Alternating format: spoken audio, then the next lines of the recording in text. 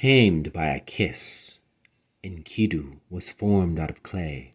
Oruru, goddess of beginnings, dipped dawn fingers into the sea and pinched off a knob of earth, smoothing it into the shape of a man.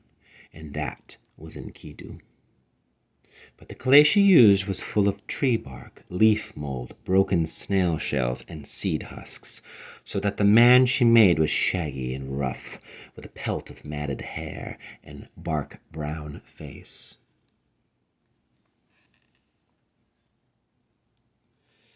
When he opened his nut-brown eyes, he found himself among animals.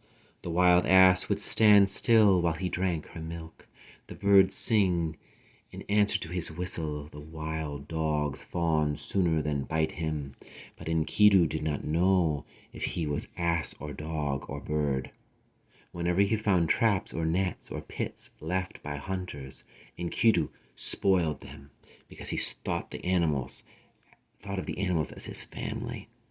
But the day he saw Hunter crouching by the waterhole, he felt more puzzlement than hostility.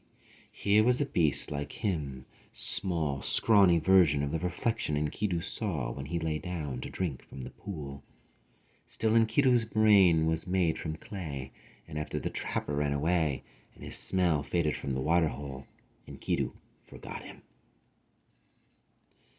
Then suddenly one day there came an altogether different smell, as sweet as wild honey. It made the long hairs stir on Enkidu's skin.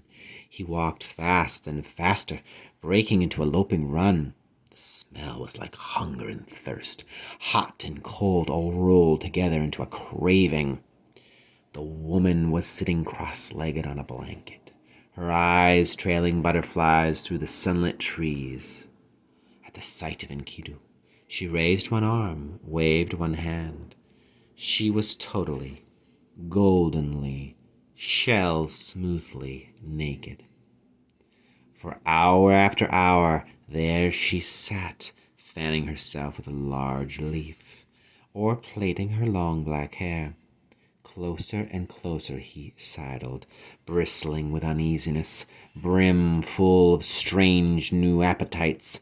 The woman reached out a hand, curling a single finger, beckoning. At last Enkidu put down his head and charged.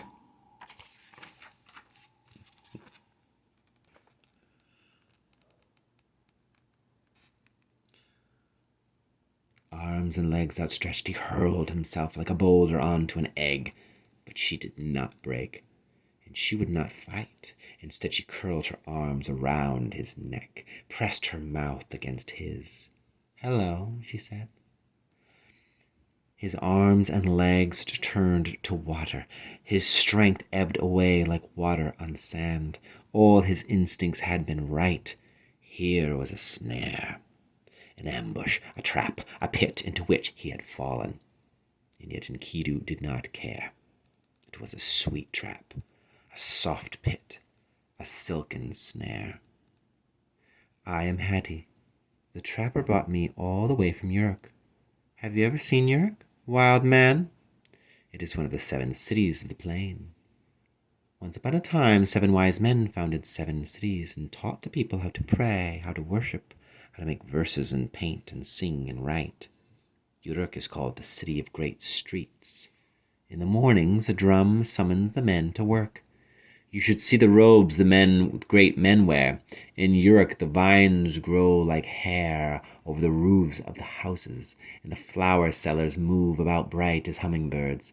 The women play with their little children under the shady trees, and there's always a sound of water from the wells.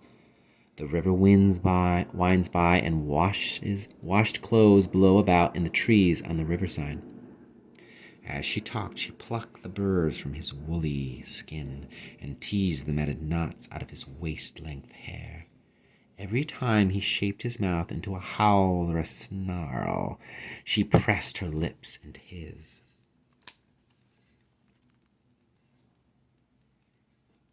"Come with me to the camp of the shepherds, and meet more men like yourself. eat roast meat, white bread. Life is good among friends. The warmth of the campfire at night, the smell of baking in the mornings. Her voice was musical, and her words fell like rain on his brain of clay. She gave him wine, too, pouring it into his mouth along with kisses. After 7 days, the wind brought him the scent of the hills. Throwing her aside, he leapt to his feet and ran back into the hills, his clay brain slippery with wine, his head a-rattle with words. He ran to find the wild ass for a drink of her milk, but the asses scattered. The gazelle sprang away from him in huge arcing bounds. The wild dogs growled, and the birds rose into the sky like ash from fire. He was no longer one of their kind. He had on him the smell of perfume and sweet oil and wine. Confused, alone, he roamed about, shouting some of the strange words he had heard on the woman's lips. Jugglers, temple top, Lugalmbanda, berry juice, Gilgamesh. And his roaring took him back to the drinking place. Still Hattie sat on her blanket, legs crossed, hands on her ankles. She beckoned to him. This time he understood when she said, "Come, Enkidu. Let me show you the world of men." Hunter was delighted at what Hattie had achieved. He could see at once that Enkidu was no longer a beast to fear. There would be no more broken traps or torn nets. Hunter and the shepherds laughed to see how the ignorant brute called Enkidu could not even drink from a cup, did not know what to do with a loaf of bread or a dish of lentils.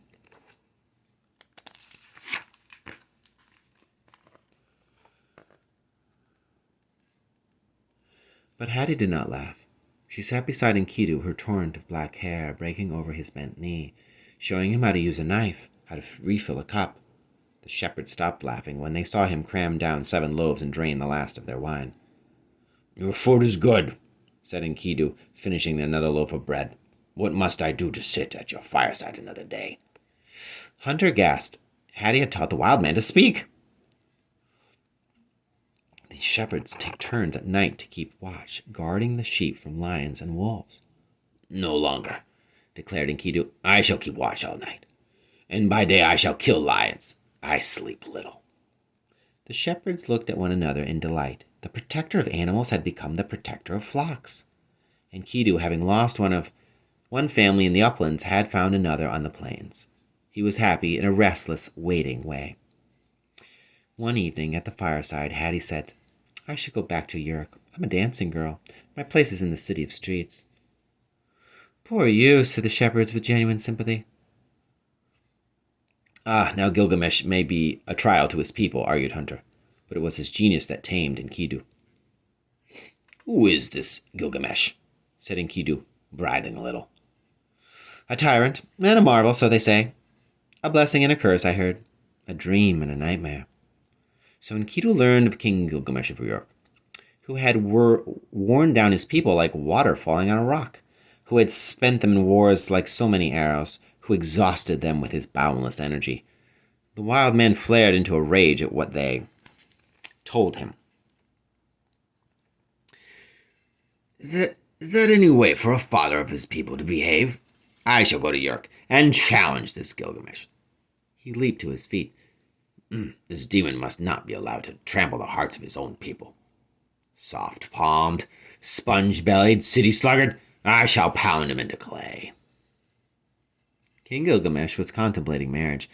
Every day he shut himself up in the temple of Ishtar, goddess of love, and the people outside could hear the slap of his sandals on the pavement. The city swarmed with panic. Rumor had it that the king would marry the terrible Ishtar herself. Then a new stir swirled through the marketplace. The crowds parted for a new face, a man almost as alarming as Gilgamesh in his size and the spread of his shoulders. Hattie, the pretty little dancing girl, was with him. The crowd murmured and gasped. "He's the size of Gilgamesh. Shorter. Yes, but thicker set. A wild man bred up with the lions." Gilgamesh came out of the temple and turned towards his mother's house. His mind was made up. He would woo and marry the goddess of love. She was the only fitting bride. Enkidu stepped out into his path. Gilgamesh, deep in the thoughts of marriage, moved to go round him. Enkidu stuck out a foot and tripped him up. Gilgamesh grabbed Enkidu's arm as he fell and pulled him down, too. He was instantly enraged.